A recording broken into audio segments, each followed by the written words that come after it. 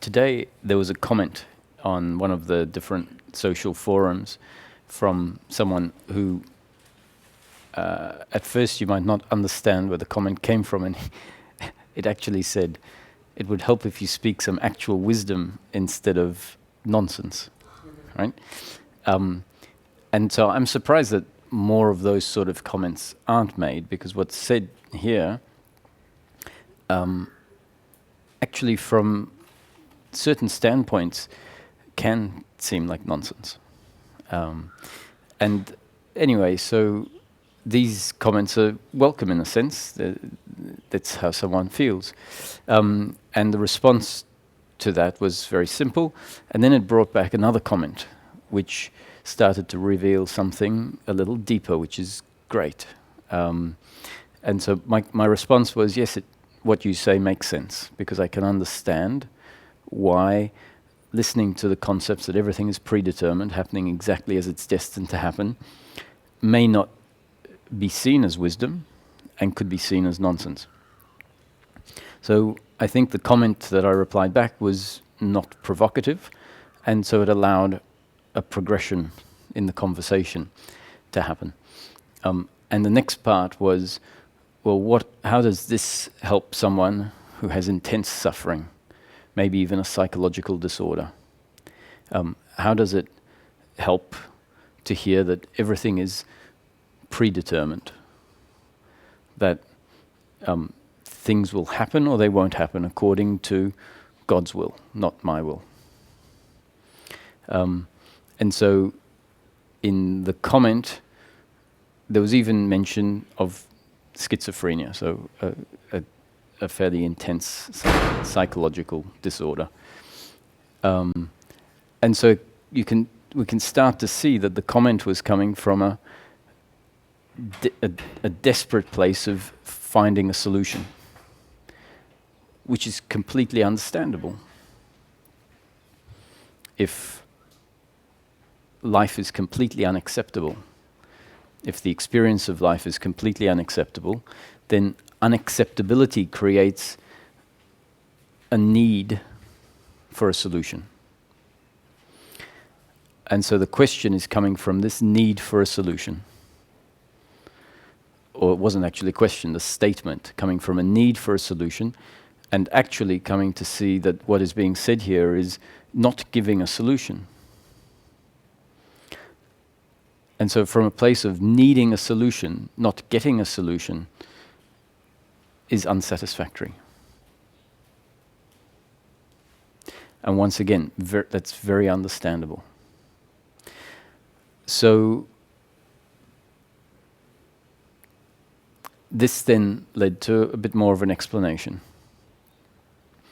And the explanation is saying that the concepts are not an answer. They're not a magical solution, especially for something like a psychological disorder that maybe is very much better treated through different methodologies than non-dual teachings.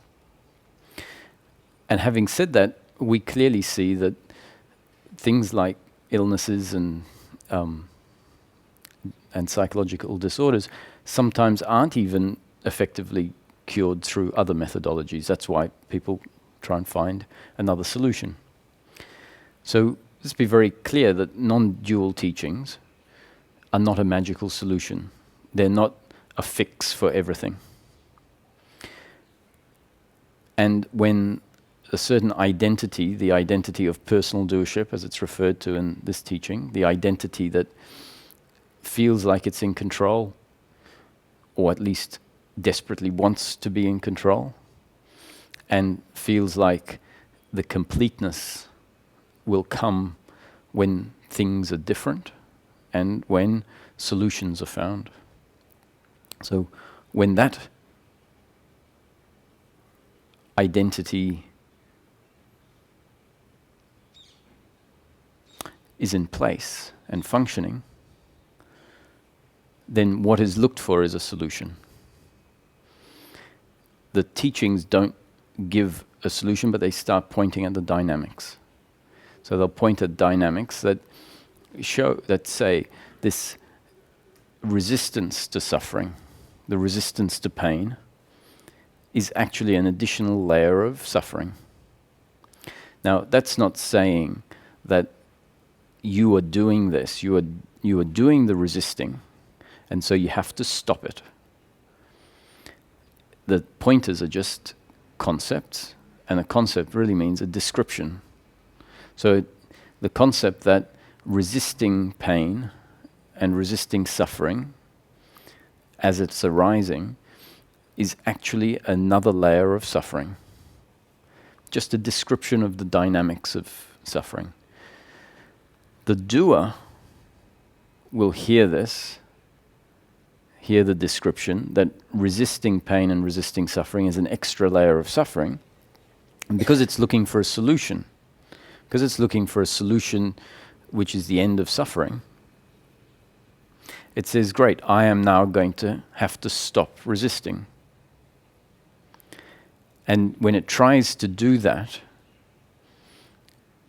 if the resisting doesn't fall away, then there's going to be frustration. And that frustration is more suffering. So we can see how the concepts can very easily be misinterpreted by the doer that takes them on as a set of instructions. So how can the concepts be helpful to a situation that was described in the message that I received? It's possible that the description that everything is happening and not your doing creates a cut if it's understood, if it's seen for what it's pointing at. It's possible that instead of the doer kicking in and taking it on as something to do which can then lead to extra suffering, it's possible that it does something quite different and creates a cut, a surrender, an allowing for whatever there is to be there. And that cutting is not something that someone does. It's, in fact, the undermining, the seeing of this, the seeing that the doer trying to make things happen, the seeing that the doer trying to make things happening is actually the veil or the obstacle, the additional suffering. That seeing can bring about a stop of that dynamic of trying to fix.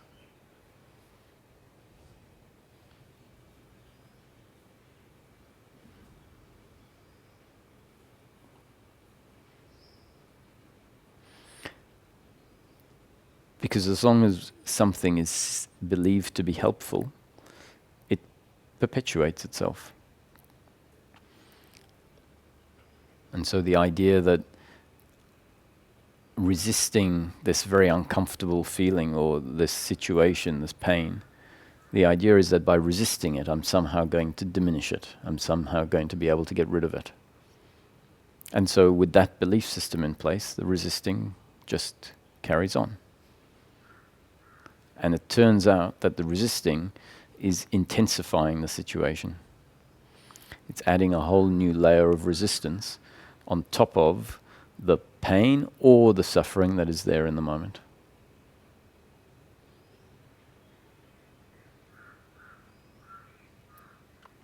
And so the way that teachings work is they're not really talking to a doer.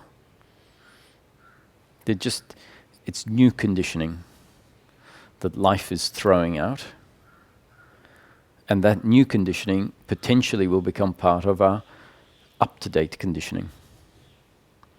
So the human being in each moment is a result of two factors. It's genes and up-to-date conditioning. And neither of those two factors are something that the individual was in control of. So life put in place the genetic structure, and let's assume more or less the genetic structure remains the same. And even if it doesn't remain the same, if it changes over time, we're not dictating the changes of the genetic structure. And once the human being, the physical vehicle, the body is conceived, it is continually affected by the flow of life, meaning by the unfolding of life moment to moment after moment. And the unfolding of life moment after moment after moment is what we call the up-to-date conditioning. And the movement of the human being in each moment is actually, when we look at it objectively, a mechanical functioning based on the design of the human vehicle, the biological instrument, and the circumstance that it finds itself in. Basically a biological machine designed to react, to respond to circumstance.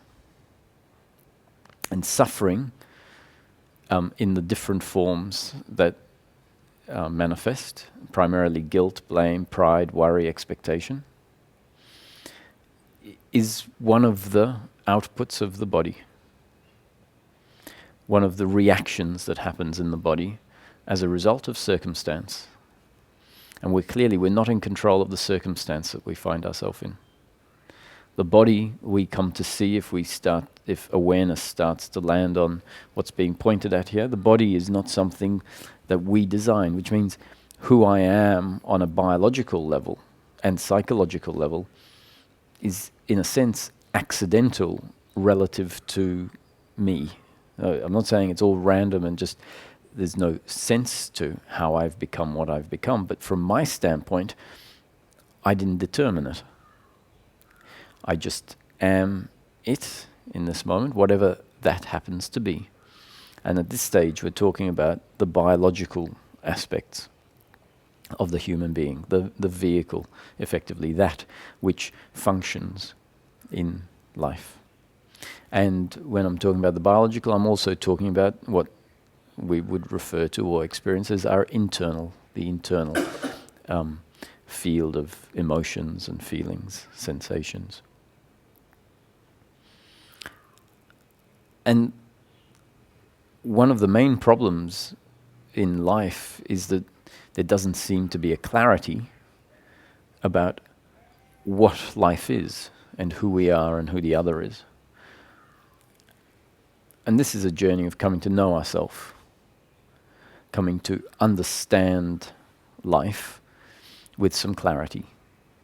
Now, the understanding of life may be a little, that ends up being there, may be a little different to what we might think of as understanding. Understanding often means that we'll be able to explain the whole workings of the universe, and that's not really the understanding that is being spoken about here. The understanding is actually more accurately probably described as the ending of misunderstanding. And so, if what has just been put forward as an explanation of what the human being is in each moment and why things happen the way they happen, including internal reactions, it's fair to say that that's not generally how we see ourselves. As a biological instrument designed not by me, but by life to be exactly the way it is, and then we find ourselves having been designed this way in a certain situation, and there's a response reaction to that situation. The response reaction is to do in each moment what we're designed to do. If you see a fire in a wastepaper bin, we're designed to probably go to the kitchen and get a pot of water and tip it over the paper fire. So this, when I say a response or a reaction, I'm not necessarily talking to what we would claim as a problematic response. It's talking about all responses that happen in life. And suffering is one such response. Which really means if it happens, it's happening because of factors that are not in my control and make it happen.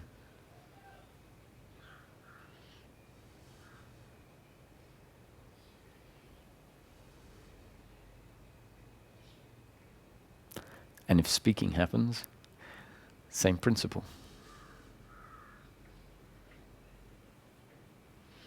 And if we're laying out the table and a plate drops, well, we could call it clumsiness, and maybe it is clumsiness. The body is designed in that moment to, in that situation, be clumsy. What we call clumsy. The plate was dropped.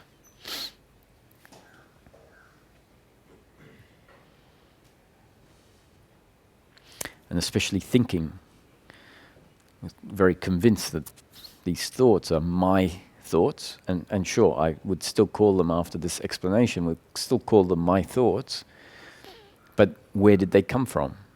Am I in control of the thinking process? Or is the thinking process also part of the mechanics of the biological instrument that is designed in each moment to be a certain way?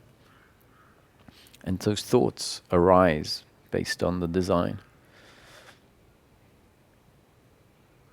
So if we come to see the functioning of the human being as is being pointed at here, and really see it time and time again in action, and register that what seems like my doing is actually a happening, and we might be able to see it as a happening within a story of life that is always happening and unfolding. I describe it as a creation that sprung into existence, and that the whole creation, from beginning of time to the end of time, all happened before time and space came into existence. The time and space is actually not separate from this creation, but the intrinsic framework of the unfolding of the story. So the whole story of time was created in an instant and is now unfolding chronologically in such a way that it seems like A leads to B, leads to C, leads to D. But we can come to see, just like an author that writes a book, the author could well write the end chapter first. Has this great idea for an end chapter, writes it first, and then works backwards. And at the very end finds that the first page is, this has to be the first page. With this being the end chapter, then this has to be the first page. And yet once the story is written, the story is read from page 1 onwards. And so once it's being read, it seems like it's unfolding chronologically.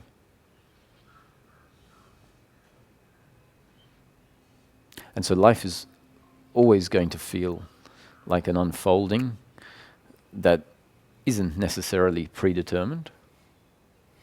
And we get to live life as if I'm the doer, doing in each moment exactly what I feel or think I should do.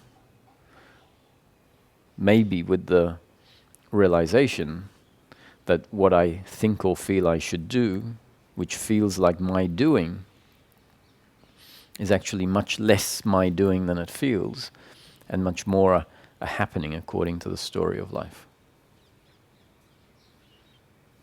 So what's being pointed at here is any thought that just arises as a result of what I'm saying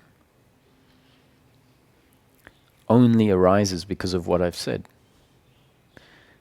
If I said something completely different, then the thought that you had wouldn't make any, the thought that you might have had just minutes before wouldn't make any sense. So what seems to be my thought, we see on investigation, is actually inspired by something that comes before, something that we're not in control of.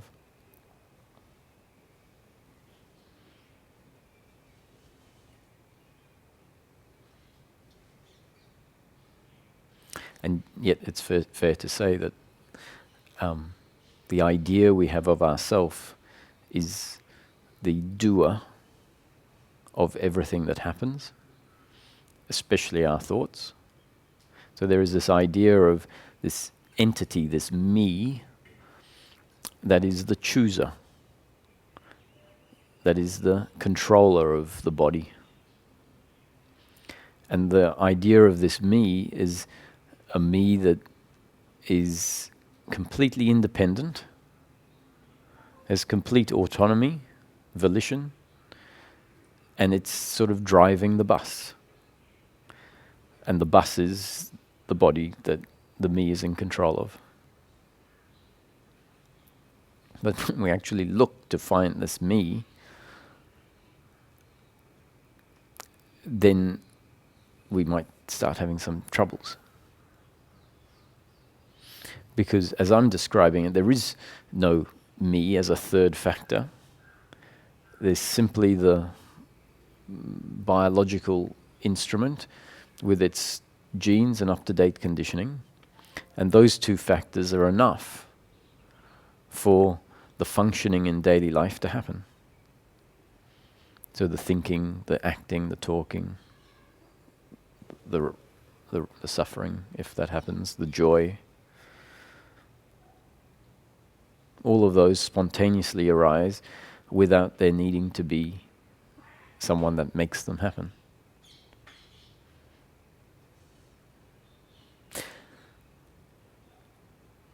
Which means we can relax.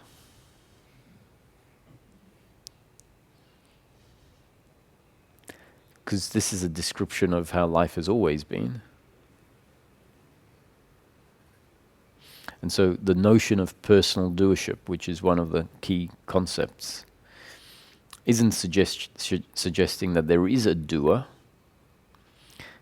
There's never been a doer. But the belief in personal doership is a belief that believes there's a doer. And so when that belief is in play, it doesn't magically bring a doer into existence. It brings in a fictitious set of beliefs that believe that they are the doer. And this fictitious set of beliefs so tightly packed together that in effect they create the impression that there is this entity that believes itself to be the doer, and not only believes itself to be the doer, but believes that it needs certain things in order to be complete. And so then life, as it unfolds, impacts this set of beliefs in such a way that is often contrary to what the beliefs feel that they need. And so when the beliefs say, I need life to look like this picture, and the beliefs tend to paint a very complex picture, a very precise picture. So it's like waking up in the morning and straight away there is this idea of what the day needs to look like.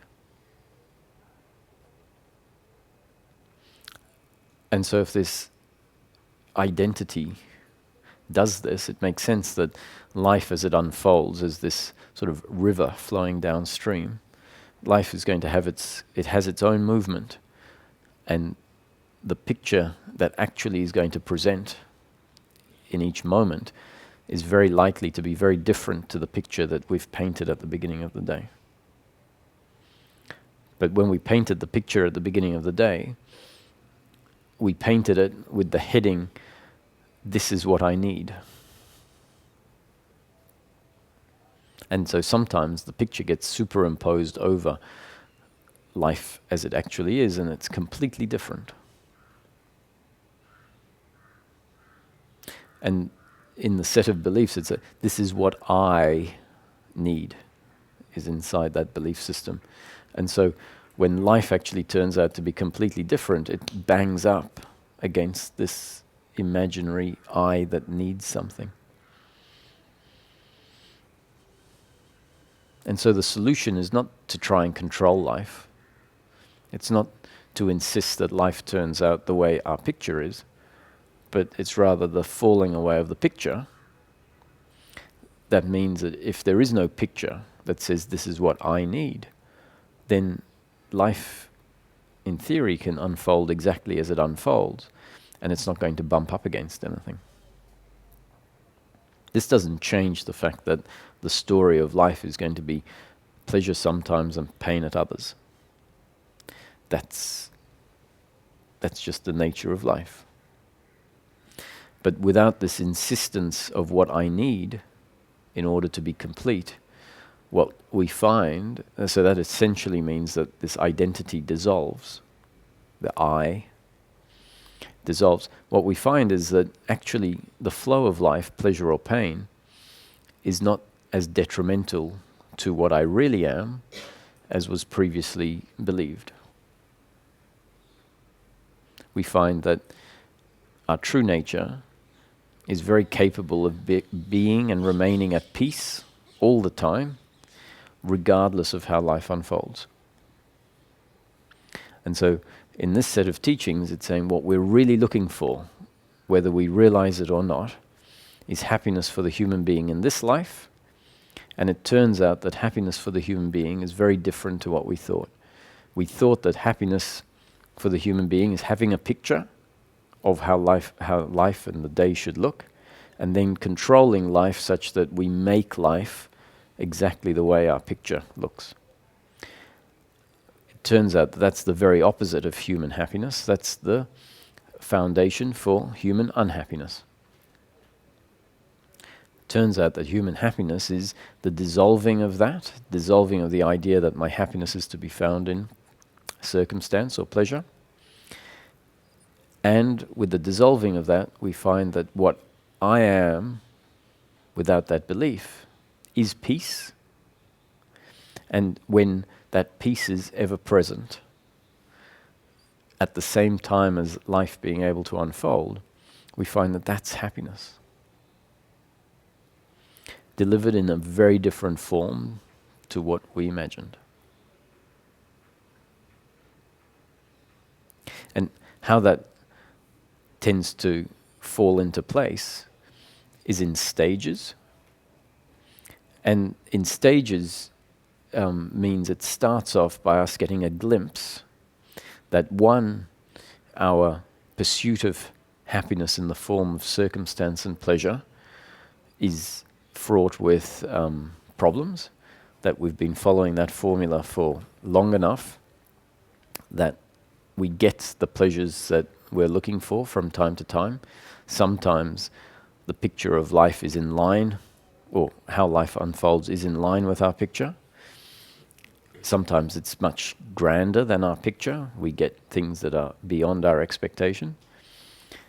And our experience shows us, yes, that's pleasurable, but that pleasure doesn't sustain us for very long, doesn't deliver ongoing happiness. So it sinks, this shift happens as two things happen. One, we start getting a glimpse that our current formula is flawed. And as the habit for that gets cut off from time to time, we find ourselves resting in a position of relaxation with the understanding that, maybe I can just relax and allow life to be exactly the way it is.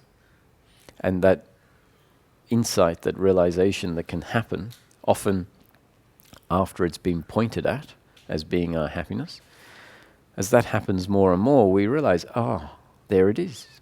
Simple happiness. Happiness through peace of mind.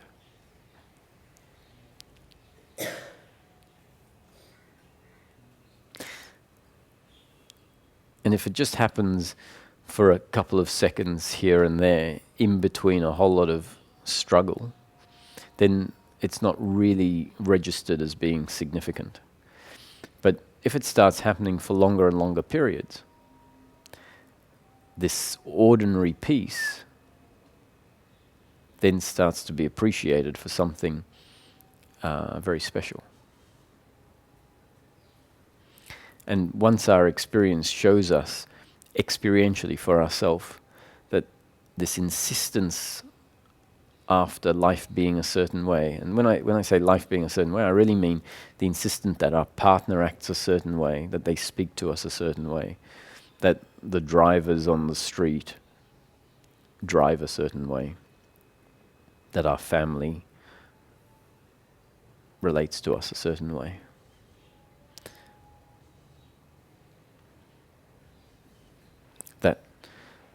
the environment and people unfold a certain way. As it's seen more and more for ourselves that this insistence is not at all giving us happiness, but is our unhappiness. And then the converse, that our surrender allows us to connect to a part of our being that has been overlooked, forced to be overlooked because our attention is outward. Our attention, I mean, you can imagine we're trying to control life. You can't drop your guard for a minute. So attachment to outcomes means trying to find our happiness out there, means, make sure everything's in order all of the time. And it's hard work. And so with our attention focused out there all the time, it doesn't get a chance to land on, something very central and ever-present in the human experience. And once this habit is cut, then a realization, a recognition, an awareness of this component of the human being that has been overlooked comes into view. So now I've introduced, there's a third factor, our being or consciousness or awareness. Now that consciousness, being, the sense of I am, there's lots of different words that point at the consciousness that is functioning through the human body. That consciousness isn't part of the genes and up-to-date conditioning. But it's also not what makes us act or think or react a certain way. So when we come to looking at what unfolds moment to moment, the two factors that are relevant to that are the genes and up-to-date conditioning. Two factors that we were never in control of, never will be in control of. And so finding this place of being, which really means resting back into the consciousness that is functioning through the body, and being that while at the same time life continuing to unfold, meaning the body continuing to do exactly what it's designed to do. So interhuman relationship continuing to happen, at the same time as remaining grounded in our being. And that being is a recognition of our connection to Source. If we realize that whatever happens through the body is not my doing, then we must understand that whatever happens through the body must be the functioning of some source through the body.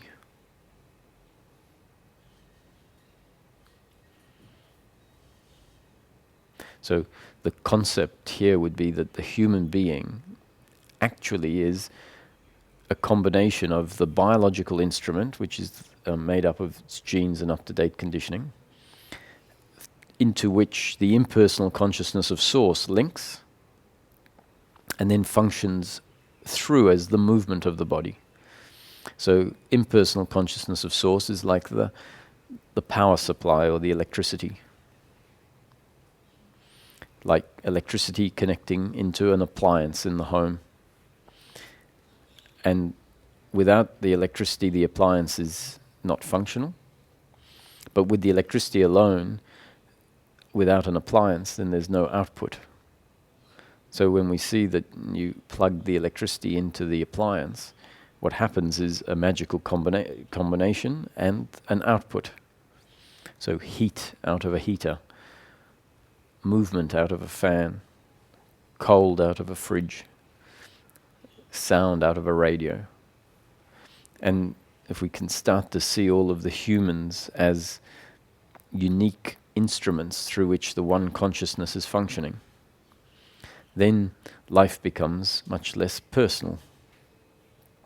We still have an individual experience, but with the understanding that if pain is delivered to me, it's part of my destiny, part of the story of life, for pain to be delivered. And it's understood that pain is often delivered through the actions of the other. But now the actions of the other are seen to be much less their doing, they as a separate, independent entity in complete control of everything that happens, and much more of a happening as a result of consciousness functioning through a particular body-mind organism or biological instrument, vehicle. And if, as this instrument or this human being, which is a combination of the instrument and the impersonal consciousness of Source, if there is a resting in that ground of being, which is the point where impersonal consciousness links to the vehicle, then it's also known that that pain that is delivered through the other's actions, let's say, is not as much of an attack. In fact, it's not an attack at all on who I really am. It still has to be enjoyed if it's pleasure and endured if it's pain. So the experience of pleasure and pain is still there, but the story about what pleasure and pain means to me falls away with the falling away of this belief system. The belief system that says, I am a separate individual entity in control of everything that I do, and that I need life to be pleasure, pleasure, pleasure, pleasure. And yesterday I think we spoke about the fact that the deepest pleasure that we are attached to, meaning the pleasure that we believe will give us completeness, is love. Love of the other. And so sometimes these concepts that are presented in very general form, like your happiness won't be found in the flow of life. Your happiness isn't to be found in pleasure, pleasure, pleasure. Really what it's saying is your happiness won't be found through the love of the other. But it's often not described in that level of detail because that can fall into place without it being said sometimes. But when it's said, it can open something up. So pleasure really means pleasure of a whole lot of different sorts. Material pleasure, which is physical pleasure, let's say. Emotional pleasure, financial pleasure, and similarly, pain. Physical pain, emotional pain, financial pain. And deep, deep down, where this belief in personal doership resides, there is this attachment to love.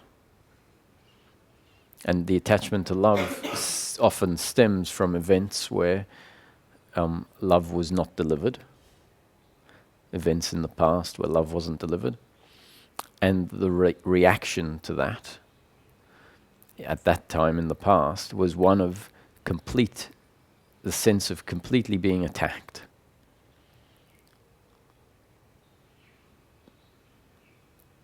And so once that was locked away, the feeling that arises, which is coming from that the foundation of the identity that says, I needed love and I didn't get it.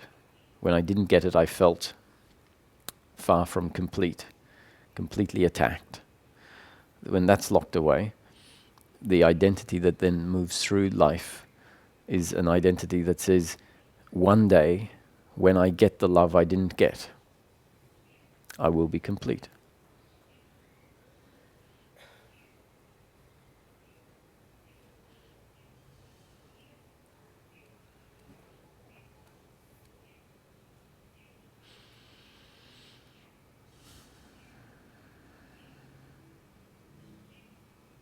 So if awareness lands on the habits that we have in place and sees all the ways that we're trying to gain love,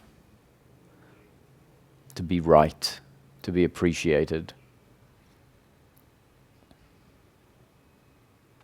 ways that we try to please the other in order to get appreciation, in ways that we try to win arguments in order to prove to ourselves that we have some worth, let's say, or in the same way win an argument so that someone else says, wow, that was a very good argument you put forward and well done, you were right.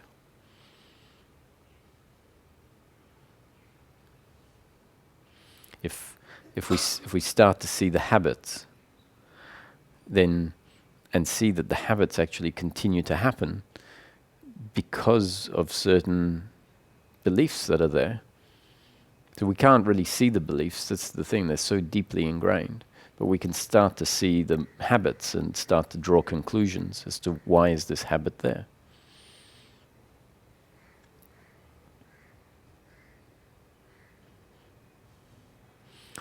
So it's really a matter of awareness landing on a lot of things.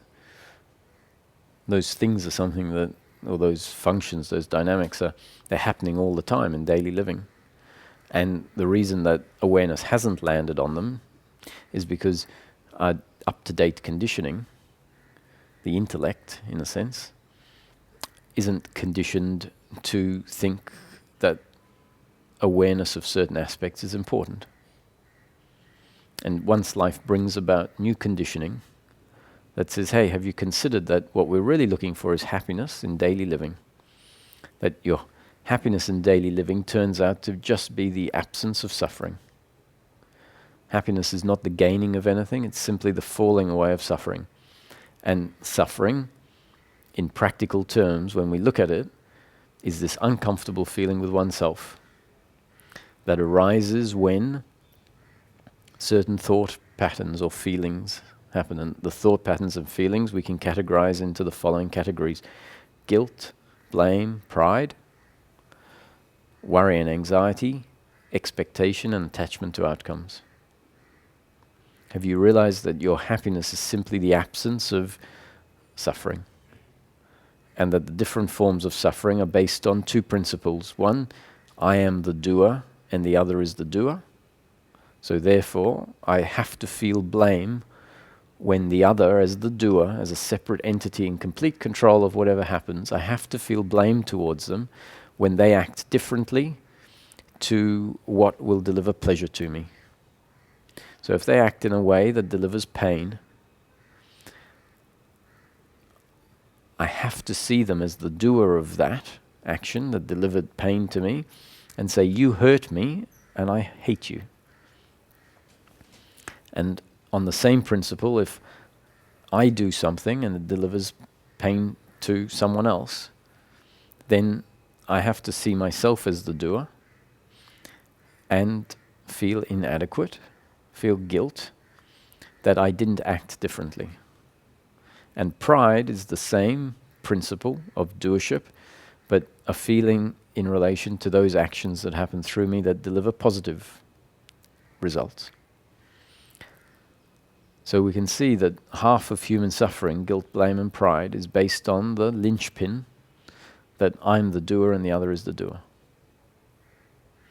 And the other half is got to do with our belief that outcomes are a direct addition or subtraction to what I am. Essentially, that I need outcomes to be a certain way, love being one of the outcomes, in order to be complete. That one day in the future, I will be complete. So, where I started off here is that once awareness starts landing on these aspects of life, then dynamics that have remained in place for a long time are at risk. And awareness only lands on it once the intellect is given the information that this is where awareness needs to land. You're looking for happiness, whether we know it or not. We're looking for human happiness, and that's the end of suffering. Simple peace of mind.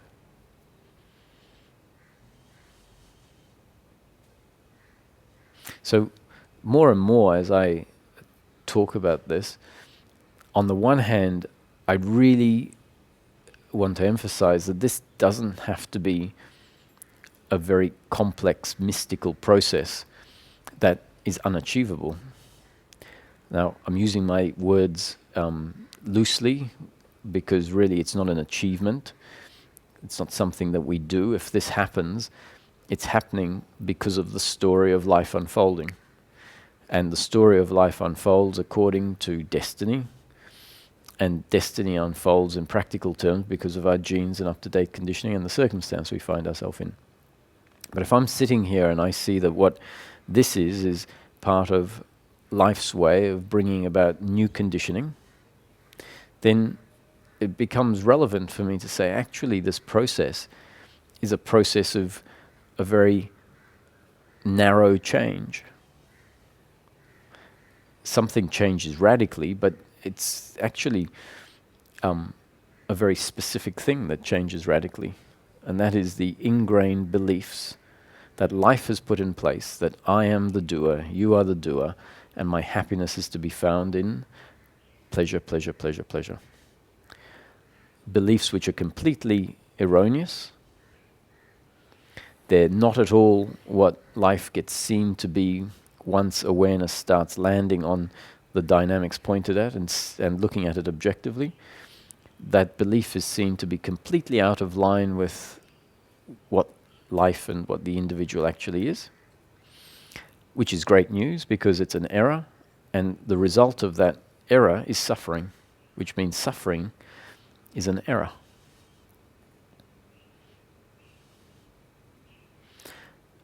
An error that is part of the story of life, and the story of life has put everything in place, including the error that I am the doer and that I need X, Y, and Z in order to be complete.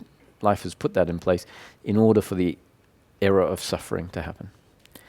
And what we're being told here is that human happiness, in the form of continuous unbroken peace of mind, is available. So why is it available? Because the human happiness, which is simply the end of suffering, is available because suffering is an error. So when life corrects the error, happiness.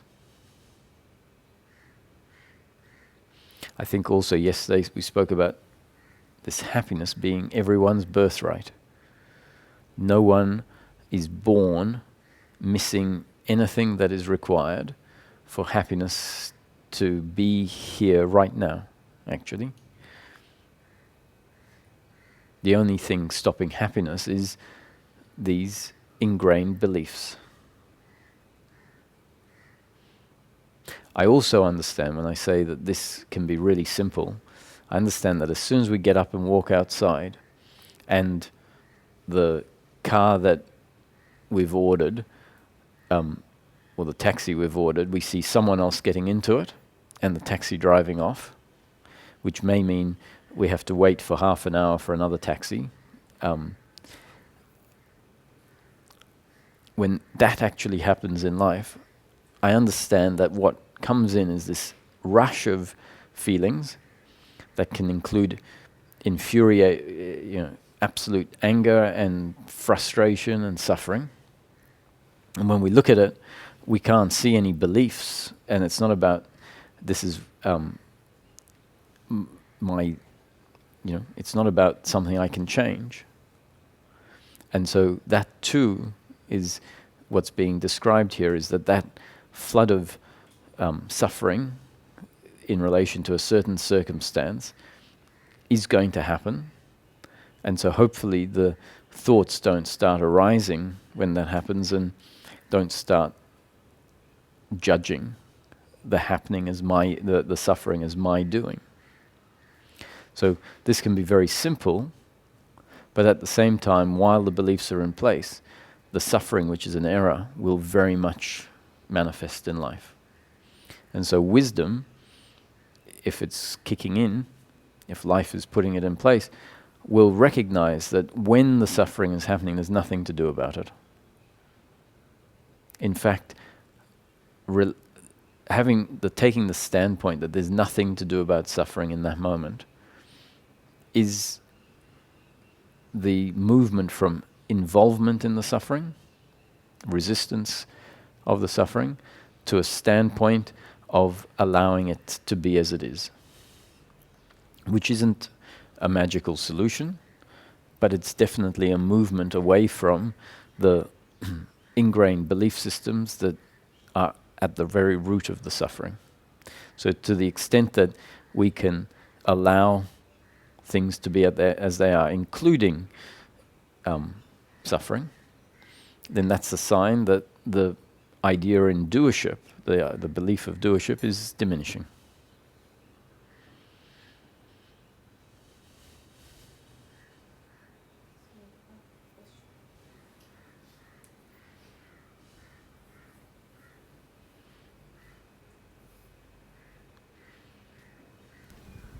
So when you say allow the suffering to happen, what is what? Because the suffering comes and then... See, it's it isn't actually a prescription of something to do. So even though the word allow the suffering to happen, the words come out and they sound like prescriptions. They sound like instructions. Nothing that is said is actually intended for a doer to do. Nothing that is said is intended as an instruction for you to achieve. So what it really is a description of something that might happen. So allowing suffering to be there might happen. And what that looks like is what it means is something that might happen is on the basis that whatever happens in the moment is never because of a doer, but rather because of our genes and up-to-date conditioning. And so if one's genes and up-to-date conditioning is such that the up-to-date conditioning understands that the resistance of suffering is simply more suffering. Once that intellectual understanding has become part of our up-to-date conditioning, when suffering arises, and then a resistance to the suffering arises, which is then felt as more suffering, when that happens, the intellect can kick in and go, there it is. Resistance to the suffering is more suffering. And that realization then becomes part of the up-to-date conditioning.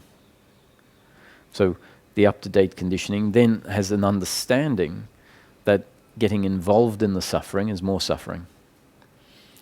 And as we go down the track, what might happen, not your doing, but what might happen as a result of your genes and up-to-date conditioning being a certain way, is that you find yourself in life where a circumstance triggers suffering, and nothing for you to do. You just notice that the secondary suffering that is so often there is no longer there. And then what that means is that suffering is allowed to be there. Meaning the event happens, suffering arises, and there is no movement in the body to do anything about the suffering. And so if that is observed as what is happening, we can see, look, that is the description of what might happen. Suffering is allowed to be there.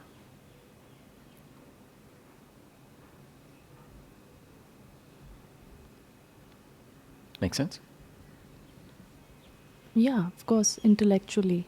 Mm-hmm. So to the extent that event happens, suffering arises, and then more suffering arises because there is a resistance to that suffering, right? Which is why I think you say it makes sense intellectually, because that might be what normally happens. Then the explanation for that is that one's genes and up-to-date conditioning are a certain way that will force pain in the moment to create suffering, and then force more suffering to arise as a resistance to the initial suffering. So if the explanation I just put forward as to why there's suffering and another layer of suffering on top of the suffering, if that's understood, that it's a result of one's genes and up-to-date conditioning, then maybe we can allow the suffering on top of the suffering to be there.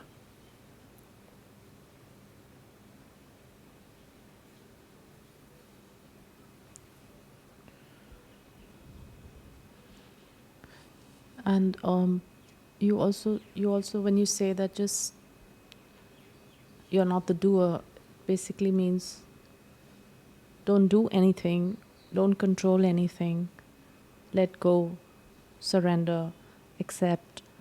And this is something that a lot of teachings, lot of various paths, various books, various forums that one hears this. Obviously, it must be something very hard to do. That's why everybody keeps saying accept. Why is it so hard to accept if it's so easy?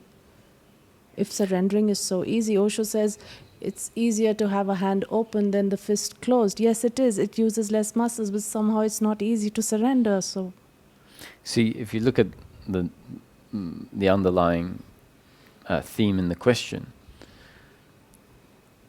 it's so how can I do this? How can I do surrendering? So this belief in personal doership is so deeply ingrained that it wants to do everything. And at some point when we see it, right, and when the doership is really strong, it can actually be what allows it to be seen. The Contra. When we really see it, this moment of grace happens. It's when the realization is, oh, so surrender is you don't do surrender. You don't do acceptance. If the doer is trying to do surrender, and the doer is trying to do acceptance, that's the complete opposite of acceptance and surrender. So what is acceptance? Acceptance isn't something that we do. Acceptance is the absence of non-acceptance. So non-acceptance is resistance, suffering, blame, guilt. We find that acceptance is there not as a function. We don't do acceptance. We find acceptance is what is there when blame is not there. So surrender or acceptance is not something that we do, but something that happens when the doing stops. so how can it happen? Exactly. So that's, well, you see, there's an answer, there's an explanation to that. How can it happen? Which is actually what was just described. It happens when life delivers certain new conditioning that affects radically the existing up-to-date conditioning. And what the new conditioning does is it dissolves the habit, the entity that is continually trying to do things. So that's how it can happen. But once again, when you ask the question, so how can it happen? It can also be asked in a way of, how can I do it? But without me asking, how can I do it?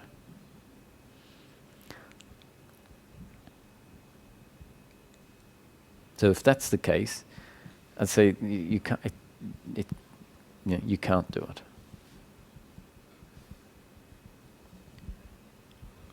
So I've been aware of the new conditioning for about 4 or 5 years now. So it's time.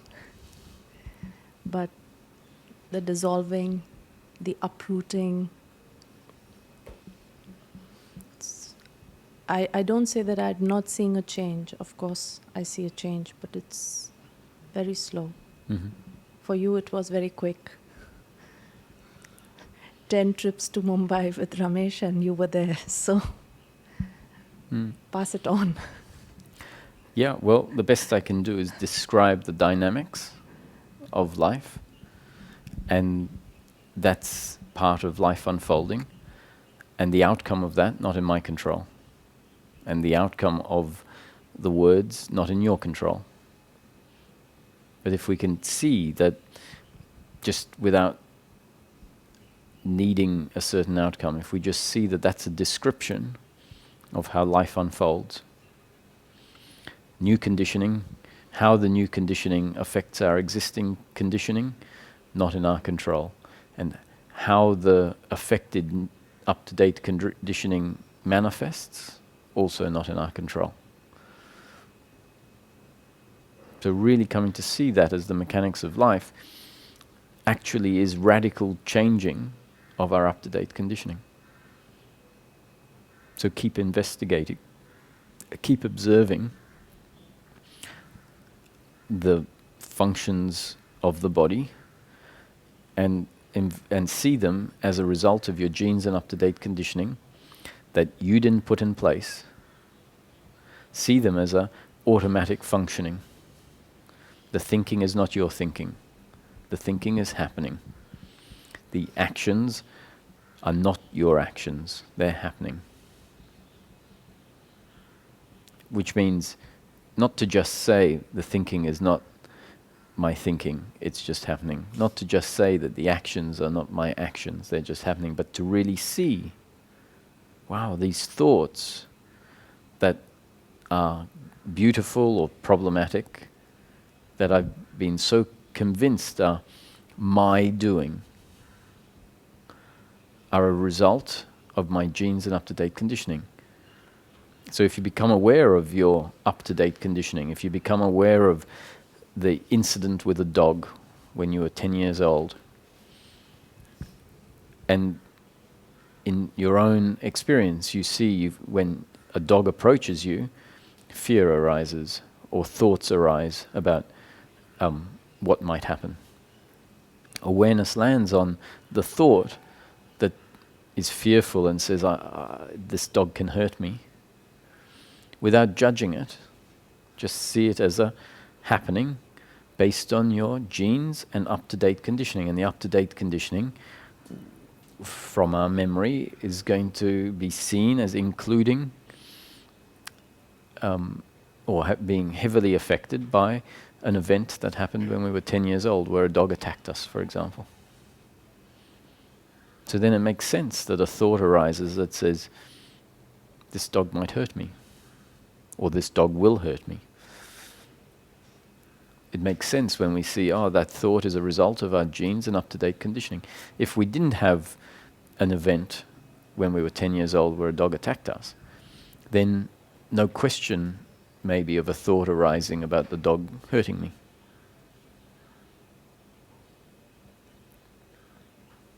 So we can see that the thoughts, whatever they are, whether they're a thought of fear arises or it doesn't, is completely part of our genes and up-to-date conditioning, or a result of our genes and up-to-date conditioning.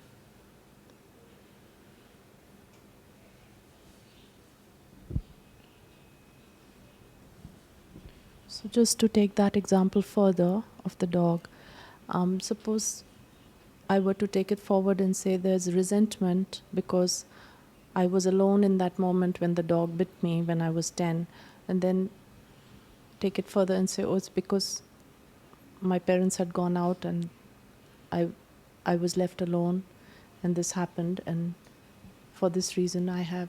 So there will be anger. That will be blame. Yes. Blame, yeah. Yes. Blame towards your parents for being the way they were, Sure. leaving you alone.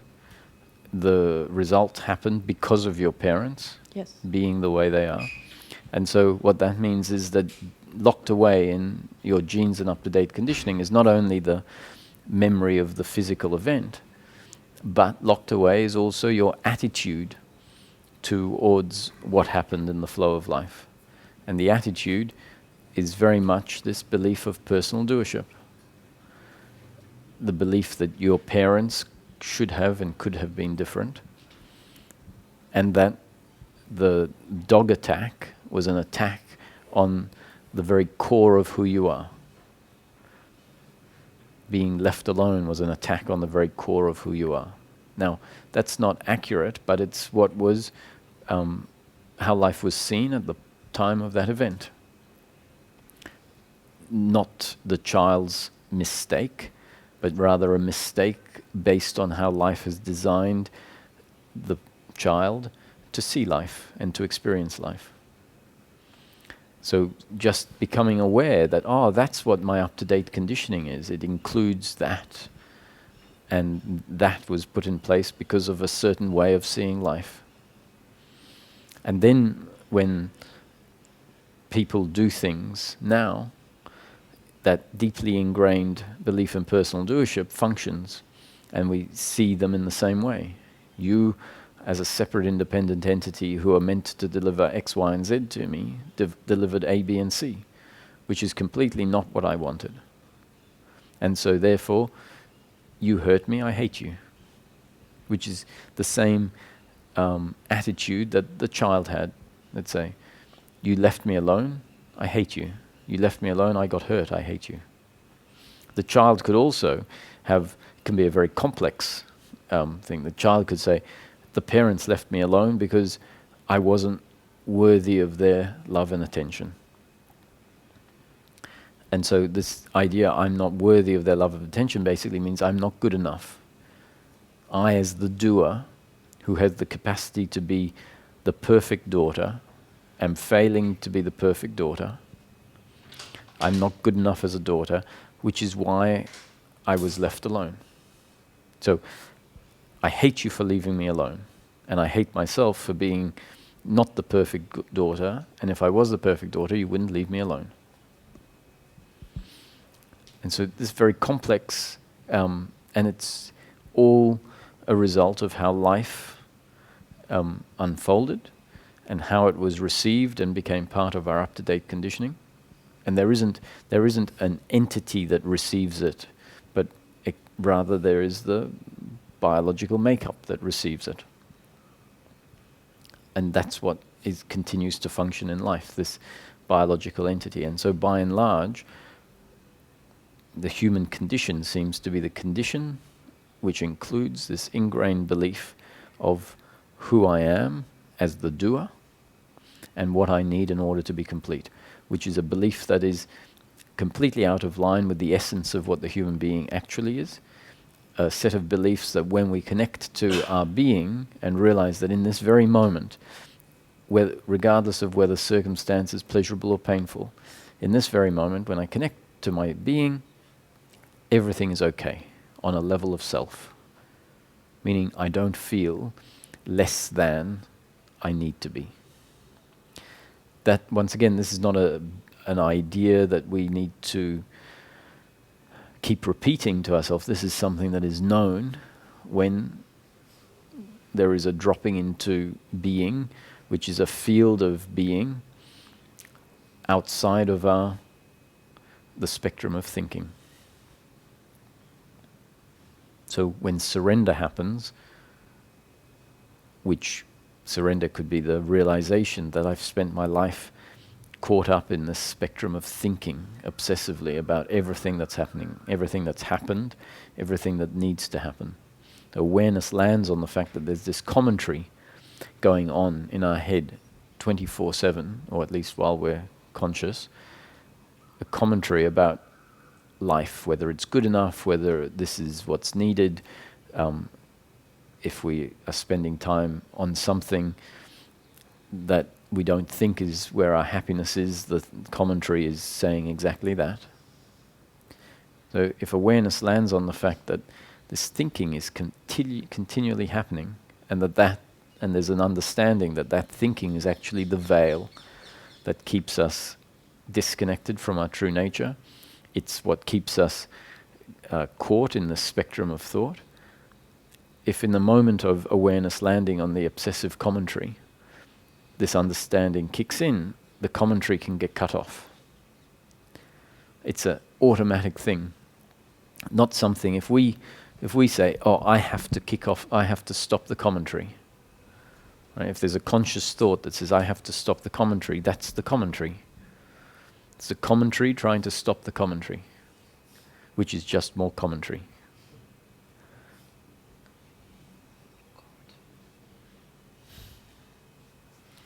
So, yeah.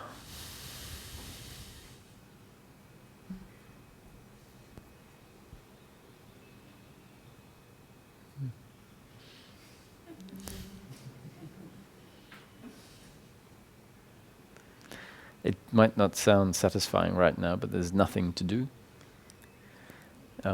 Just something that can happen, and that happening can happen after a whole lot of contemplation about what's being spoken about.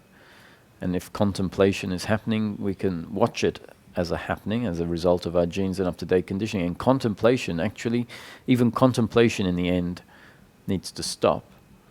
But contemplation, when it's happening, if we cut off contemplation prematurely,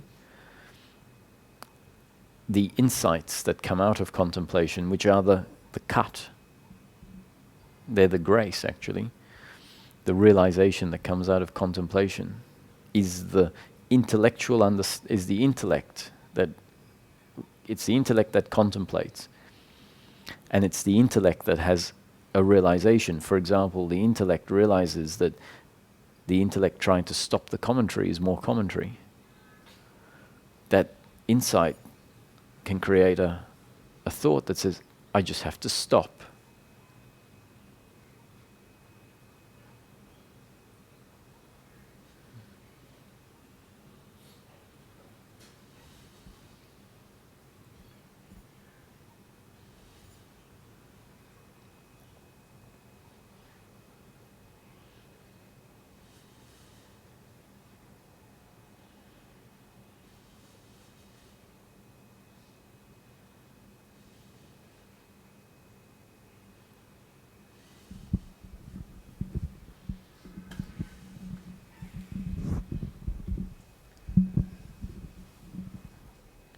So even if you are resting in I am and seeing things as they really are, seeing people as they really are, seeing exactly all the things as they really are.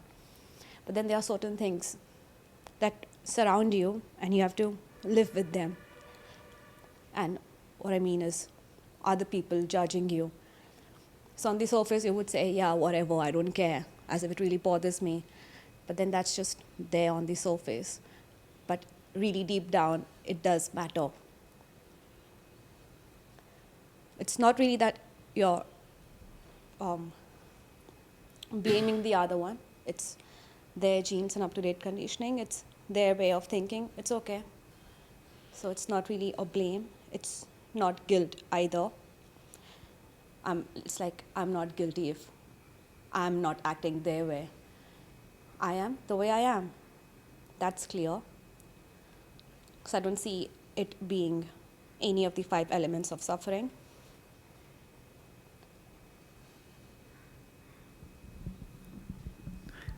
So what do you see it as? I don't know. Oh, okay.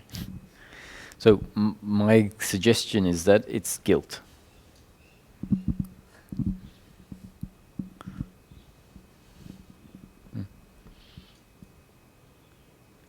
Which really means that deep down we believe what's being said. On the surface, we don't.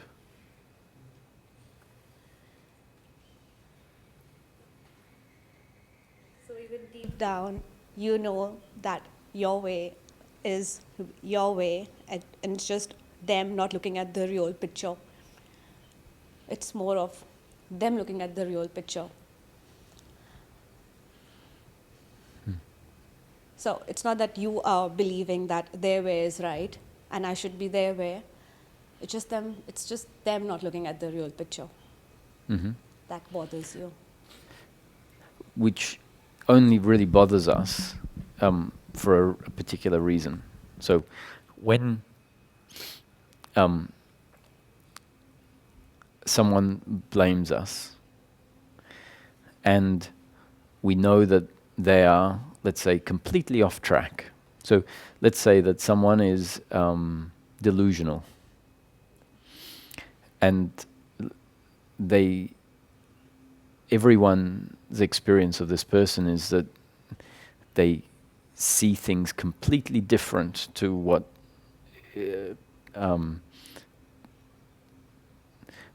is.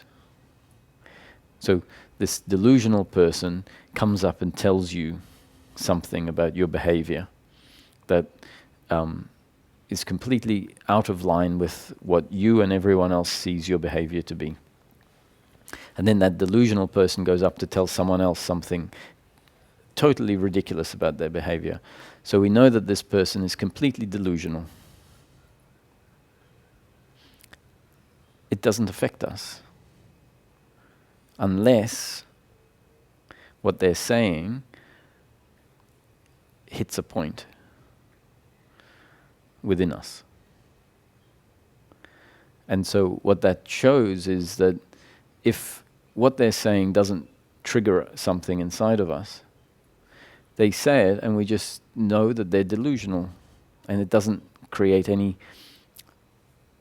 sadness or feeling of suffering inside of us. But even if it is a delusional person and they come up and say, you're a very selfish person, if inside we feel like we're a selfish person at some level, they could be, we know that everyone knows their delusion, so no one else believes them.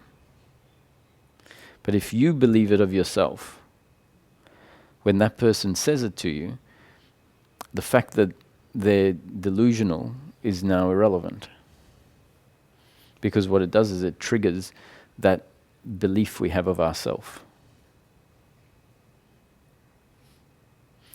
And I understand that on a conscious, so what we tend to have is, while this understanding is sinking in, we have two sets of ideas about ourselves. The ideas on the conscious level, which actually realize that if my behavior is sometimes less supportive, let's say, than it could be, then we understand that my behavior is that way, and it's somewhat out of my control. And so there's an acceptance on one level. But deeper down, that acceptance mightn't have penetrated. And so there's another idea of who I am that still contains this doership aspect. And so what can be hard to see is to see past our conscious idea of ourself. So our conscious idea of ourself can very much include an acceptance of our choices in life. Can actually see them as very valid. Below that, there's usually a different story about ourselves that even we don't recognize. So the very deep down sense of shame is often not our conscious experience of ourselves. And so the suggestion that that's what's at the root can sometimes seem to be off.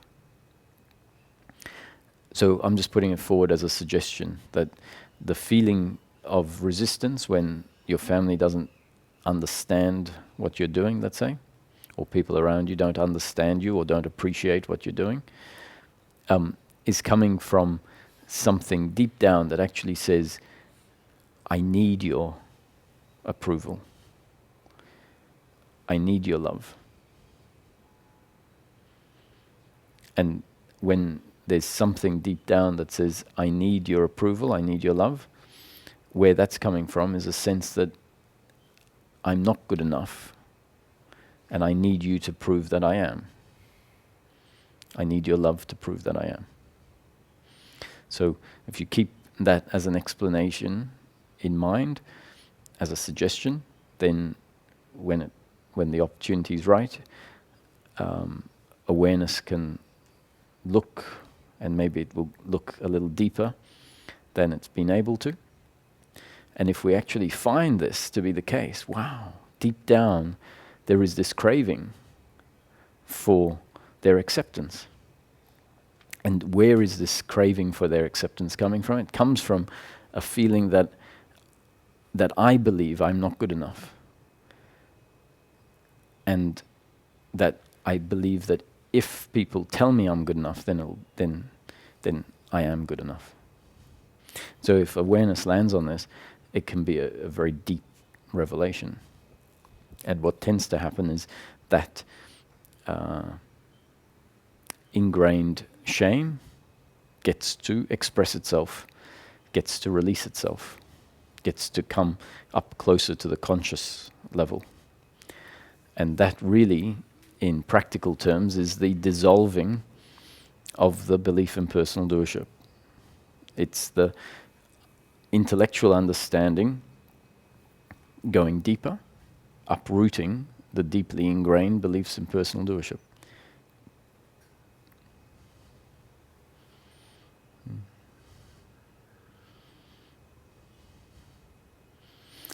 So thanks for sharing, because I know it can be tricky, and I hope that the guilt or shame, if I'm correct in what I'm saying, is seen.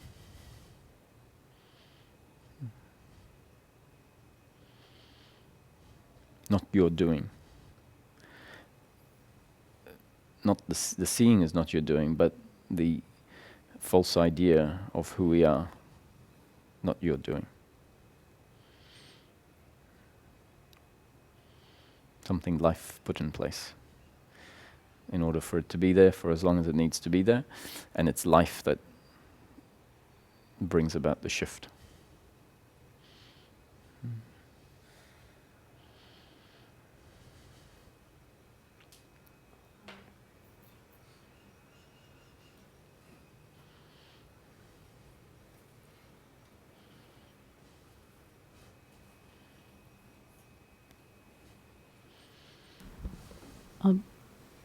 Guilt and shame is the same as judgment? Judging, is it? So judgment is a word that we can use for guilt, blame and pride. So when we judge someone for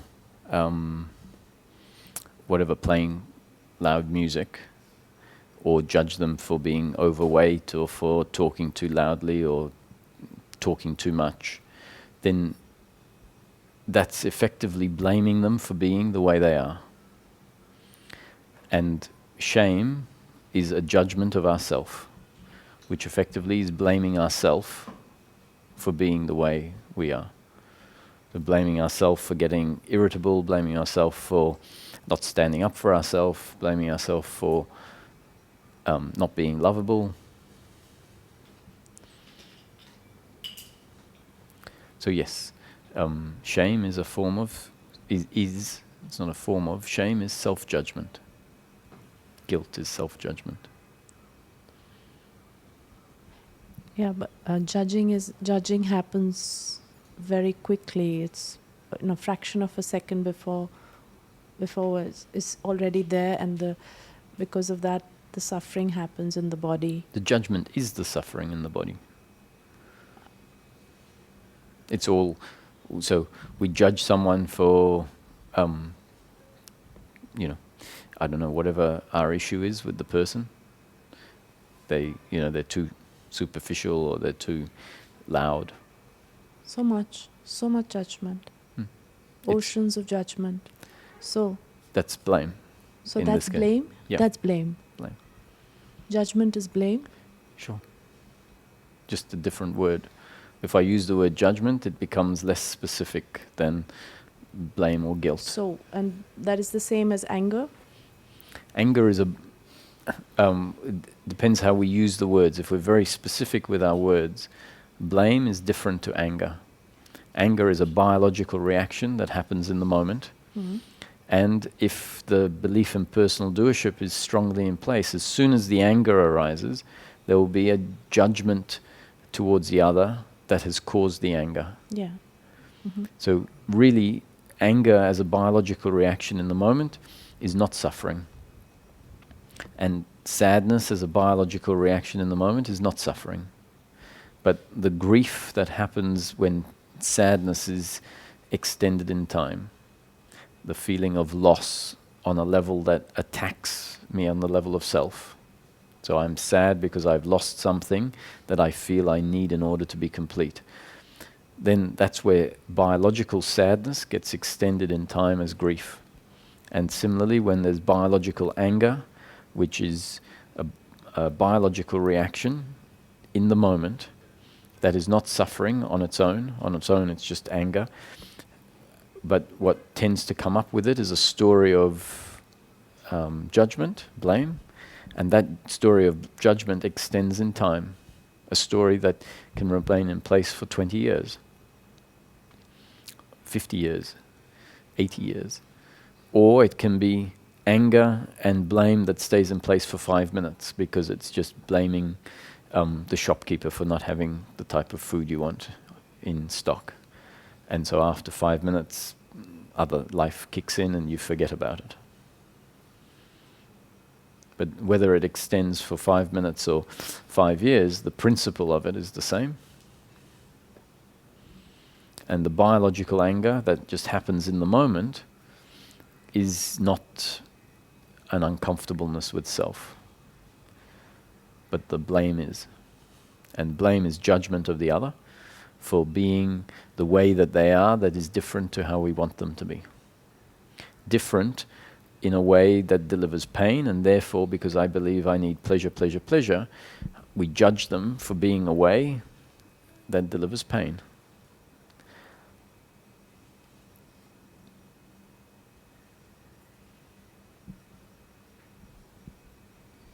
Yeah, but, if I'm right, then why will I suffer? I'm right, they're wrong. So where's the suffering? Suffering is suffering is always a result of our attitude to the flow of life. So they may be wrong in that they may have broken a contract that was signed and they didn't perform according to the contract. That's pain in the moment. And on that level you can say, I'm right and you're wrong. Yeah. But the fact is that the suffering then kicks in when our attitude to the situation is a certain way. When our attitude is, you're wrong and I hate you, then that attitude becomes the attitude of suffering. Whereas if we can say, you're wrong and your wrongness has delivered pain in the moment to me. And if we see that pain in the moment is a very valid part of the story of life, that if pain in the moment is there, it's because it's part of my destiny for it to be there.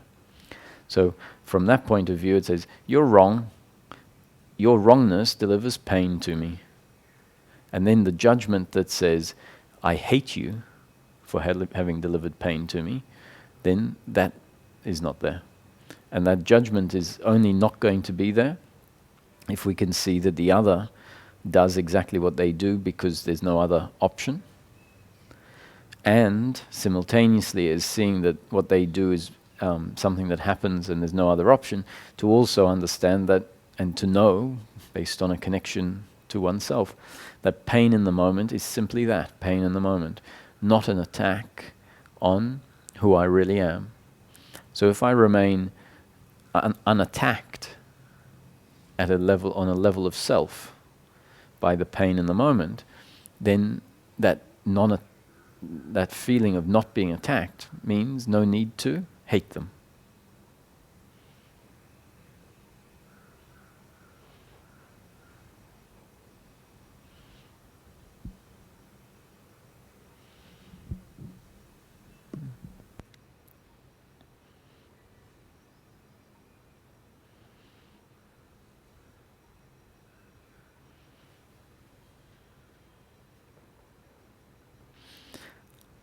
So if two people sign a contract, about how what they're going to deliver over a period of time. That's a concept between two people as part of the story of life. And what we tend to do is look at the concept meaning an idea that the two people agree on as to how we're going to act in the future, what we're going to deliver in the future. The problem is we look at this and we say we're in complete control, and what we decide now as the controllers of life means this is what's going to be delivered. This is what we're going to deliver. And in signing a contract, there isn't, or in our attitude to a contract being signed, there often isn't the wisdom that understands that actually what is delivered in the future is part of the story of life and not up to me and the other. And so in some instances, the contract is delivered as we agree, not because we are the doers, because that's how the story of life is destined to unfold. And at other times, the story of life is destined to unfold completely out of line with the contract, the concept that the two people, as part of the story of life, the concept the two people have agreed on. And from that point of view, we say, you're wrong, you shouldn't be wrong, your wrongness has delivered me less money than we agreed on, and it's all your fault. And so that attitude is the attitude of suffering. If the attitude is that what happens at this point in time, the agreeing to the contract, is part of the story of life. What happens the next moment, not in my control, part of the story of life, and what happens 6 months down the track when the contract is to be delivered on, also not in my control. And so therefore we go through life without a strong expectation of how it unfolds. This doesn't mean that if the person doesn't deliver on the contract that we just say, oh well, it was all predetermined.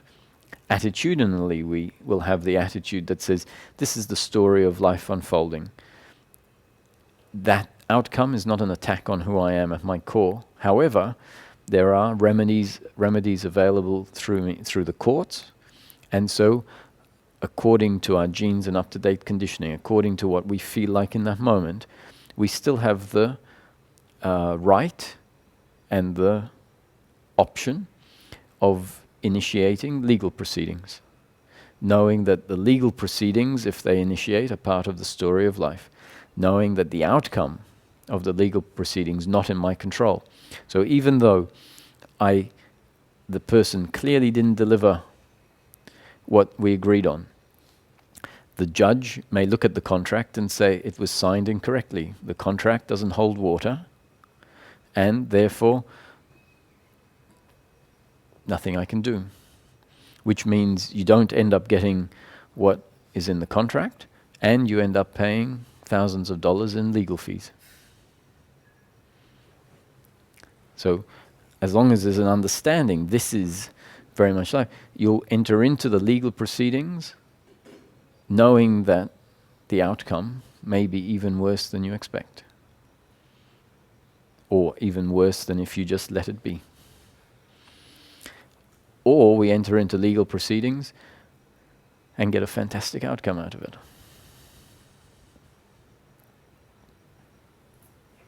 You get what is rightfully yours.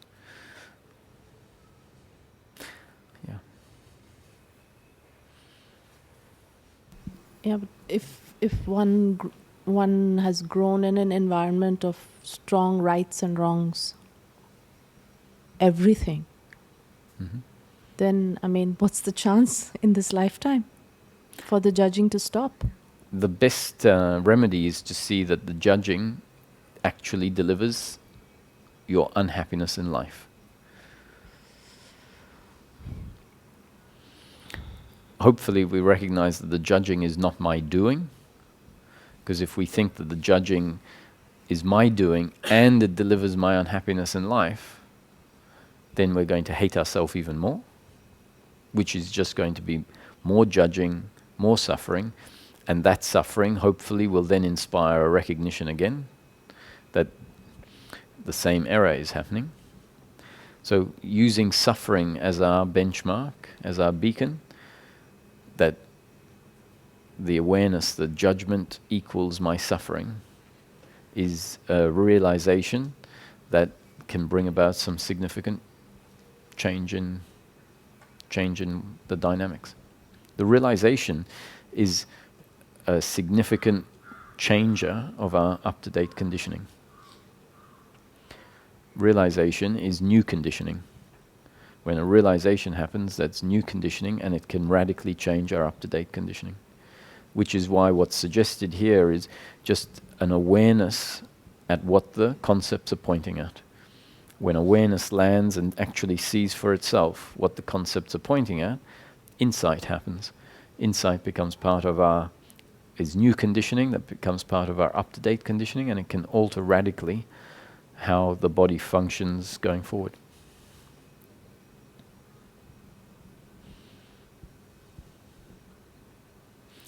This is hopefully seen. This is not a remedy to become a better person. This is a remedy that says, this is a remedy of an attitudinal remedy, which is to see that the body is going to remain an imperfect instrument. It's going to get angry. It's going to judge. It's going to do all sorts of things that deliver pain and negative outcomes. So this is not about a solution to become a better person on an outward level. It's about a realization that my happiness is acceptance or peace, and that peace is always on a level of my attitude to what is happening, which means my attitude to the functioning of the body, the functioning of the other bodies, which means a complete acceptance of my shortcomings and the others' shortcomings. This is not trying to tell us to be perfect human beings. It's actually just a description that says in each moment the human being is going to act according to the story of life, according to God's will. Act exactly the way they're destined to act. It's simply understanding that brings about a different attitude to what is happening.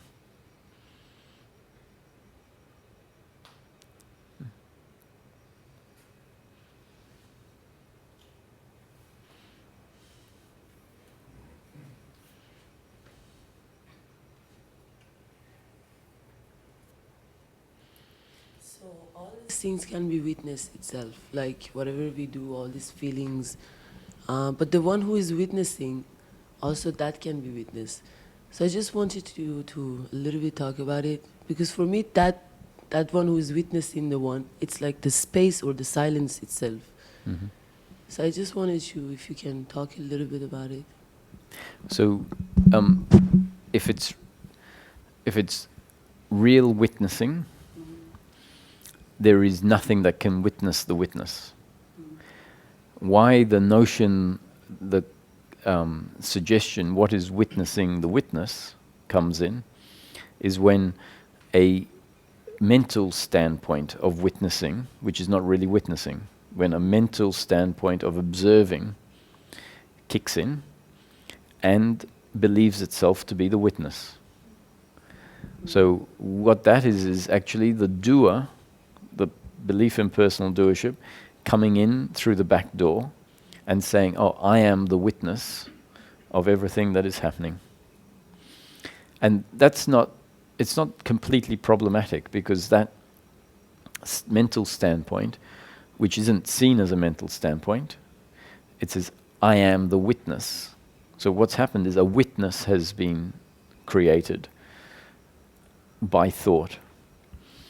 And this is an inevitability when we are when we hear about witnessing everything as a happening. It's an inevitability because the sense of personal doership hears the concepts and it says, okay, I'm going to do witnessing. I'm going to be the witness.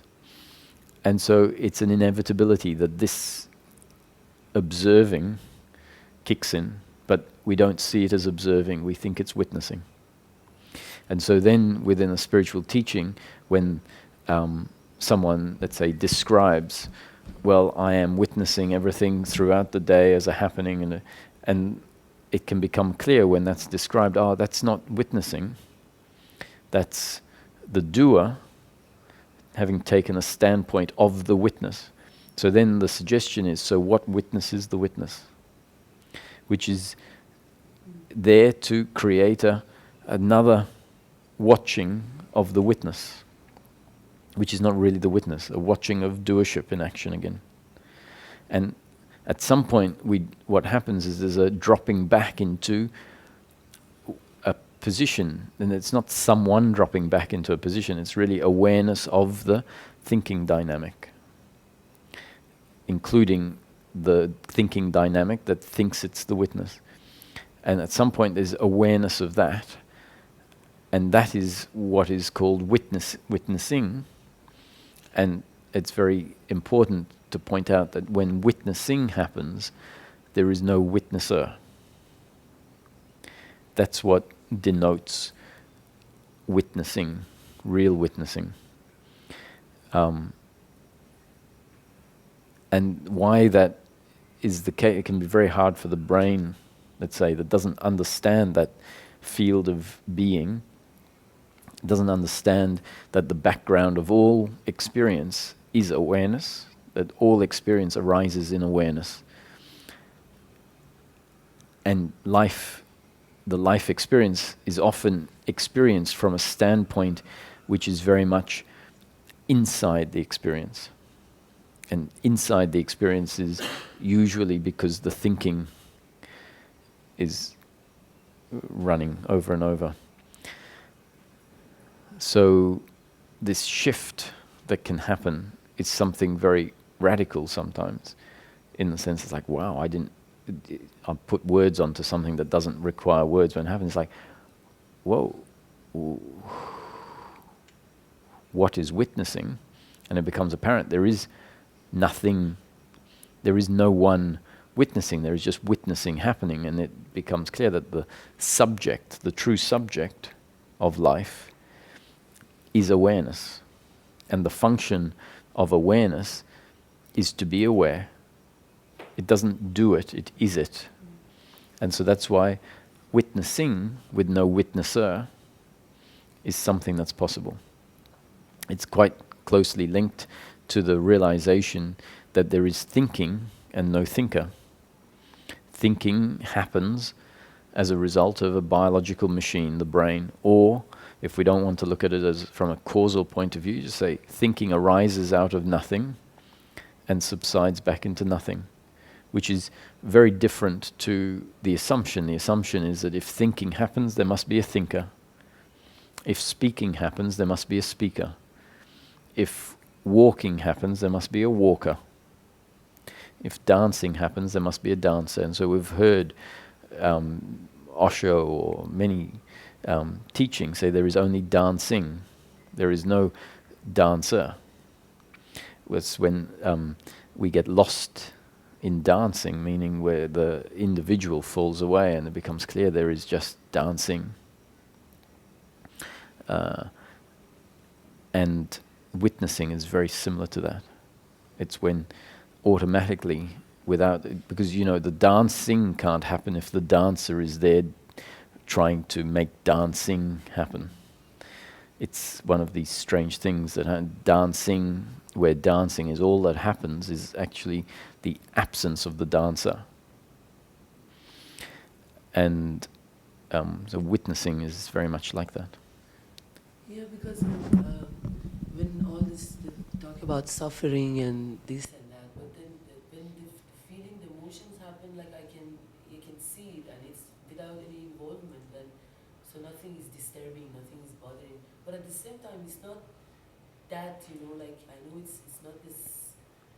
I mean, as you said, it's like witnessing it again, then it's like there is a witnesser, and then there come something that I want to see if there is a witnesser. So then we can get carried away with this witnessing and think that witnessing is the answer. Especially, so when witnessing happens, in a profound way, it feels, so from that standpoint, there isn't an involvement in suffering, let's say. And then that witnessing can fade away. And that's actually very normal. It can fade away in two ways. The witnessing can fade away, and then we find ourselves completely involved in suffering, when suffering is there.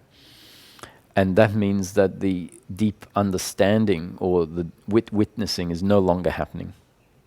But what can happen is you can have a shift in the experience that is clearly known as witnessing, and that can fade away. And initially we might say, oh, this is a problem, I've lost it. Witnessing has been lost. But if we then find that suffering arises and there's no involvement in it, but without this very palpable sense of witnessing, there's no problem. You know, it's just the idea that I need witnessing as a palpable sense to be there that then becomes the problem. Because actually, if we find that the suffering is arising but there's no involvement in it, then witnessing is happening. It's just happening in a different form to when it was palpably sensed as witnessing. So to keep in mind, and I think that's what you were saying, right? That there are, that emotions can arise and there's no involvement in it. Yeah. But it doesn't feel as though witnessing is happening.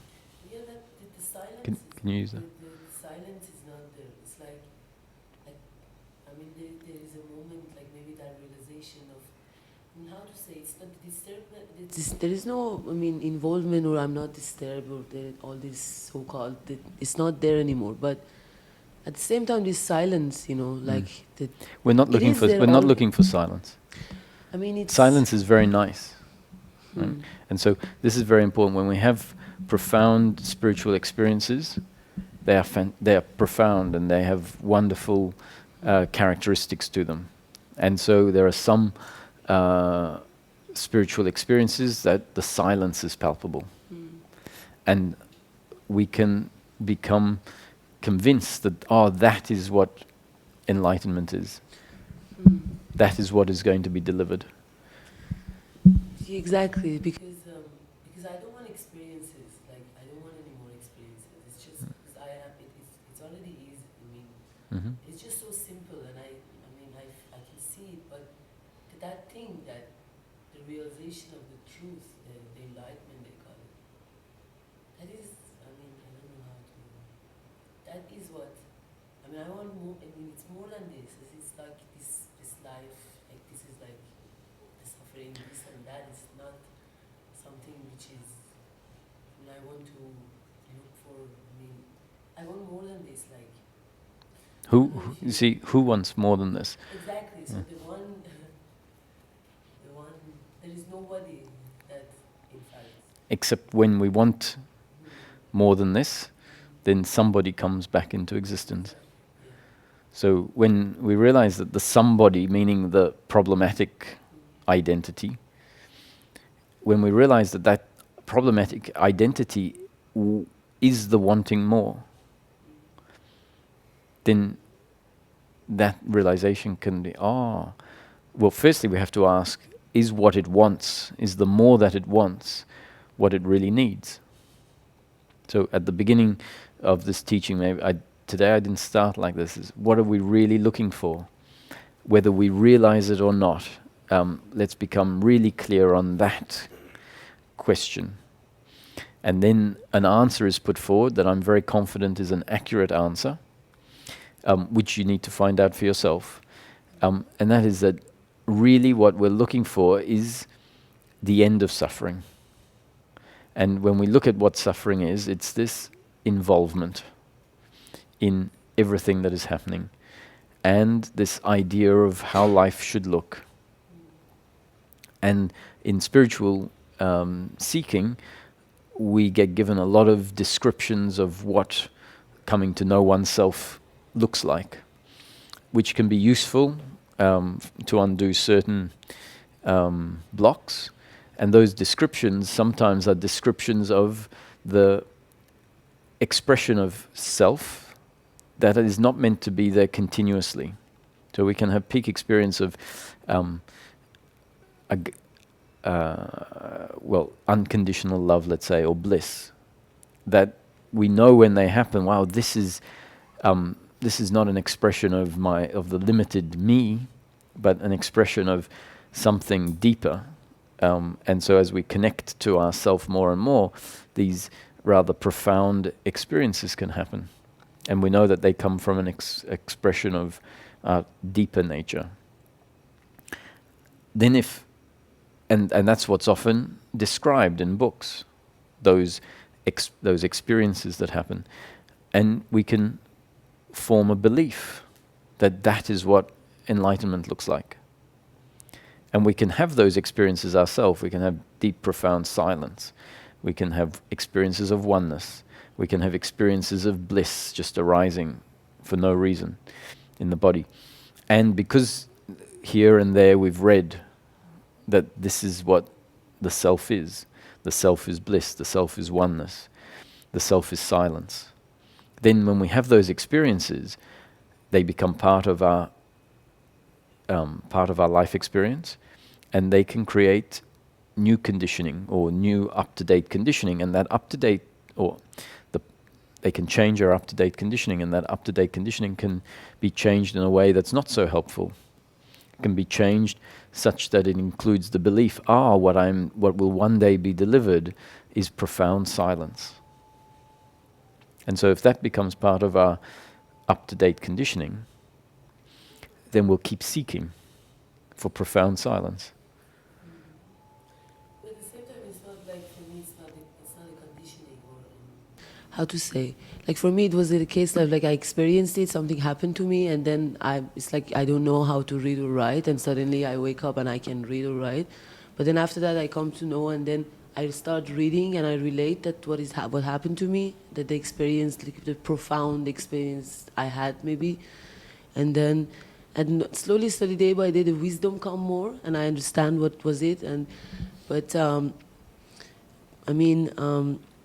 all this, the life that as you talk about unfolding life, how it's all these things is happening. I mean, I see it happening. I'm not a doer, and it's perfectly fine. Everything is just perfectly fine, and the grace and the blessing, everything. And I'm not carried away by it. It is just, but the thing, the realization, the enlightenment, it's not something. I know it is our nature, and what already it is there, and it's not something we achieve. Mm-hmm. And sometimes it's just, I feel, sad about it, that how it's not to the, how it didn't happen completely, like to me, or, the enlightenment, or the thing happened to you. So that is the thing. But what happened to me? Nothing happened, and it's not happening, but the realization itself, for me. Yeah, but so what does the realization deliver? Mm-hmm. Yeah. What is the realization? Mm-hmm.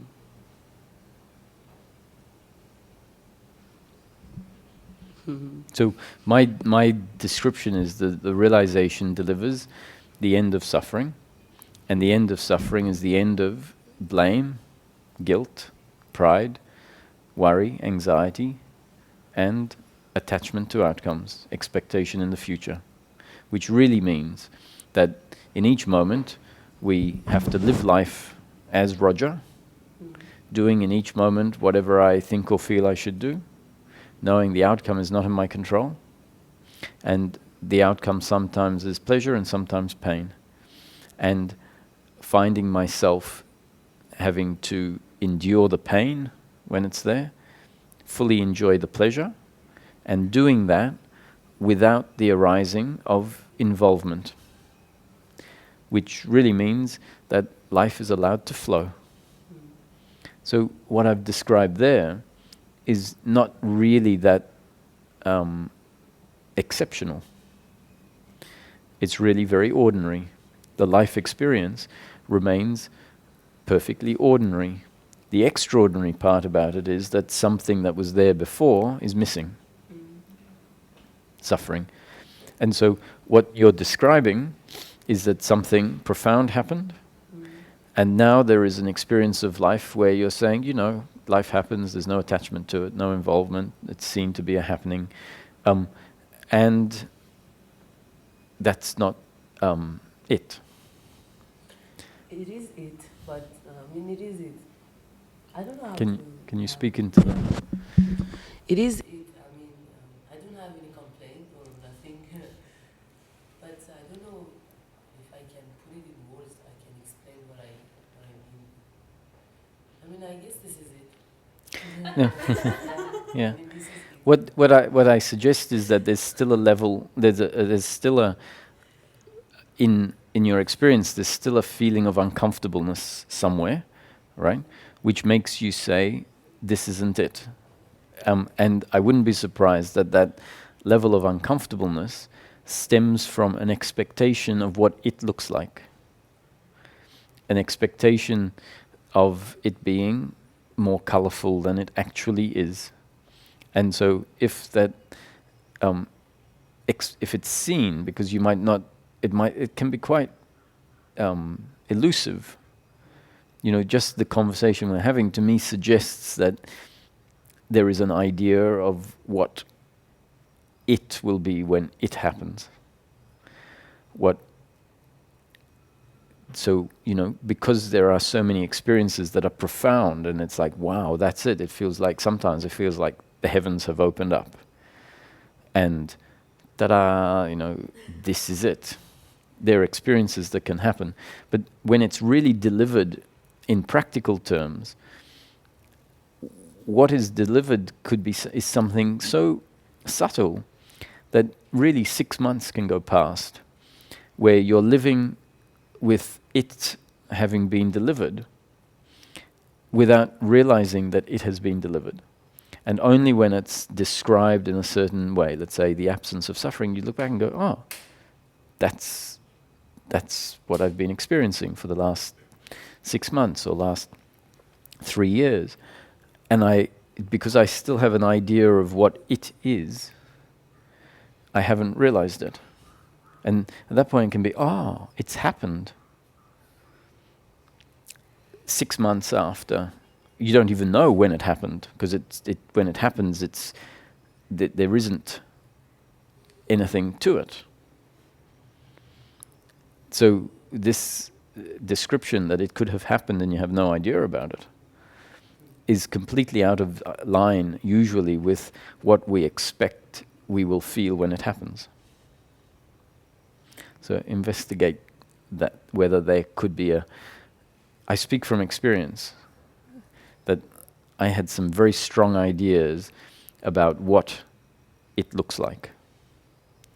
And it was only thanks to Ramesh's clarity and focus on what it is that we're really looking for, that it became clear to me that I had this belief that I didn't even see as a belief of what it was going to be. And at some point, not when he first mentioned it, you know, when he first mentioned it, I thought, well, maybe he doesn't know. That was the conclusion, you know.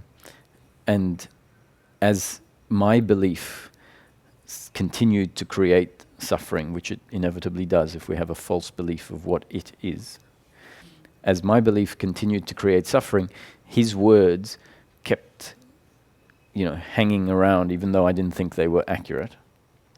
And one day the thought was, what if he's accurate? What if he's right? What if it is not at all what I think it is?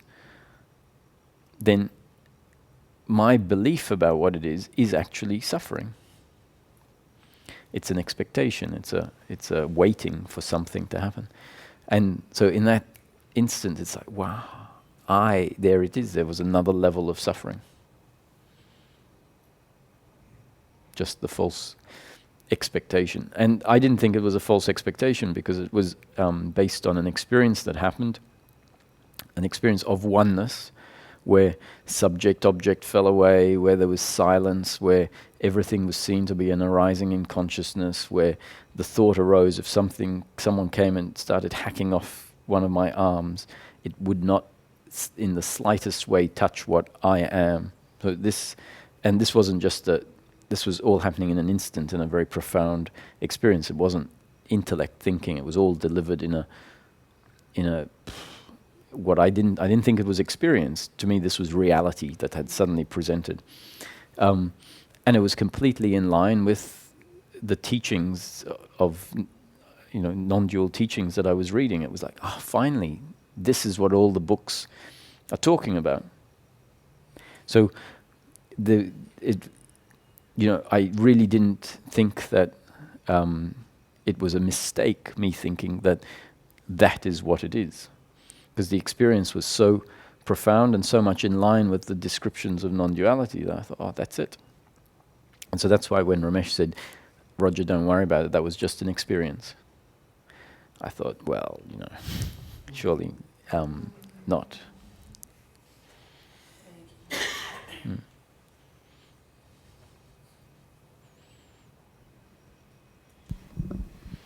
Roger, there are descriptions of this as for the person who's totally free or has got the freedom now. He has access to, so he uses the mind to come out and talk to or relate to the world, and then he has access to that part of himself or herself where nothing happens. What is that really? Is that true? Is that something that really is that way? That's a description of the phenomena where both the biological functioning of the human being happens and where circumstance requires an engagement, a participation in what is happening. Then there is full engagement of the biological aspects, including the psychological and the thinking, the mental, all of that of the body is functioning, and yet there is a groundedness in being simultaneously that witnesses everything as a happening, unfolding exactly as it's destined to happen, with no involvement in what is happening. And when I say witnessing, it doesn't mean that it has to be palpable experience of witnessing like happens. It can simply mean that there's full involvement, full participation in life, and simply no suffering arising. And so when there's no suffering arising, there's a knowing that there is this resting in being, that from that place the flow of life is known, not as an intellectual and not even as a experience. We just assume it must be known that what I am is that which lies prior to the unfolding of life, that which is unaffected. And so simultaneously to life being lived, there is a resting in being, where there's a silence.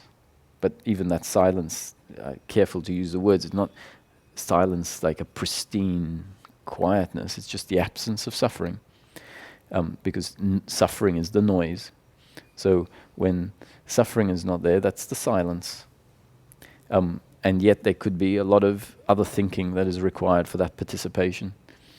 And then when the participation in life isn't required, so you're sitting there and you close your eyes and meditate, or just sit there and with open eyes, we drift back to a place where we know nothing has ever happened.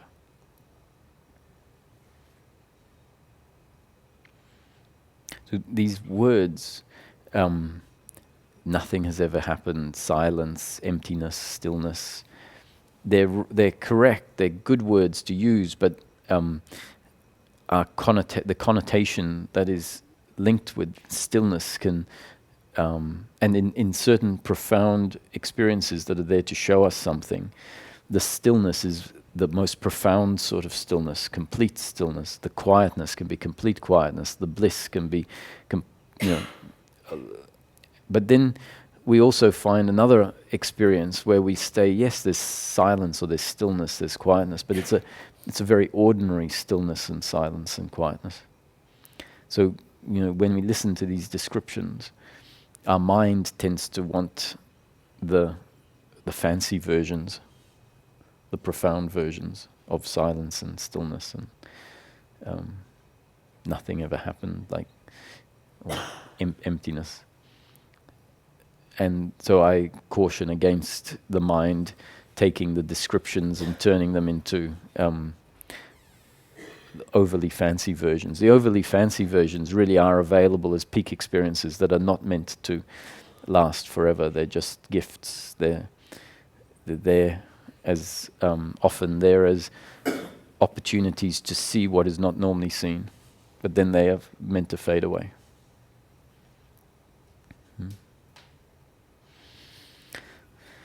So it looks like we've pushed past the normal ending time, so rather than pushing my luck, we'll call it an end for now, and the talks are on every day, same time, 4:30 to 6:30, except Sundays. So feel free to come again.